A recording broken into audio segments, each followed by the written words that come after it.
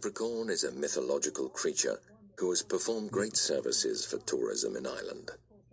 You can see leprechauns on many souvenirs, anything from tea towels to mugs and t-shirts. And now he has finally been rewarded for his services. A National Leprechaun Museum recently opened in Dublin. It is the brainchild of Tom O'Reilly, who previously worked as a designer.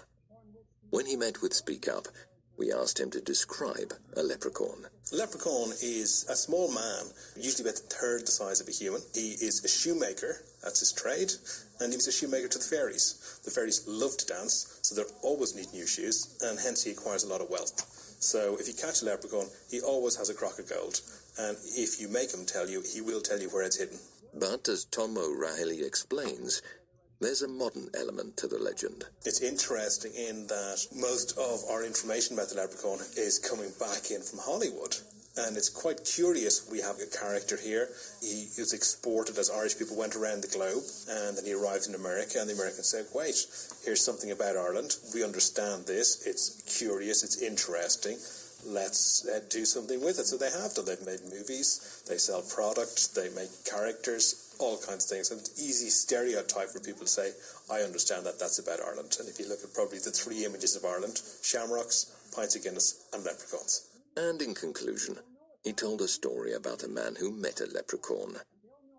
And leprechauns certainly appear to be crafty creatures. He's walking down the road one day, hears tap, tap, tapping.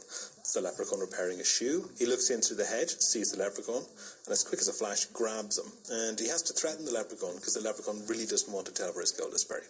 Eventually, the leprechaun says, okay, I'll lead you to where my gold is buried. And takes the man on a long journey through a forest, through a river, through a bog, up a hill, and eventually to a field of trees. And says to the man, right, my gold is buried under that tree.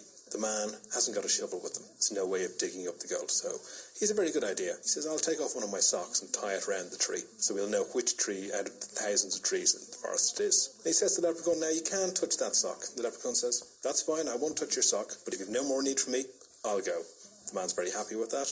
The man runs back home, picks up his shovel, and runs all the way back to the forest. So it's the morning time when he gets back, and he arrives into the forest. He sees that every tree has the exact same sock tied around it, and he knows it will take him forever and a day to dig up the right tree.